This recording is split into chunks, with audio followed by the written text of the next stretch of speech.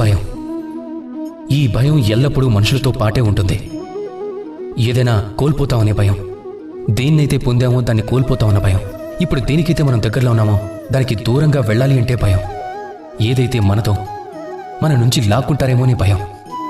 ఇప్పుడు మనుషులు వారి పూర్తి జీవితాన్ని గడుపుతూ ఉంటారు ఈ భయం అనే నీడలో. కానీ మీరు ఎప్పుడైనా ఇది ఆలోచించారా? ఈ భయం మనకు ఎందుకు కలుగుతుందని?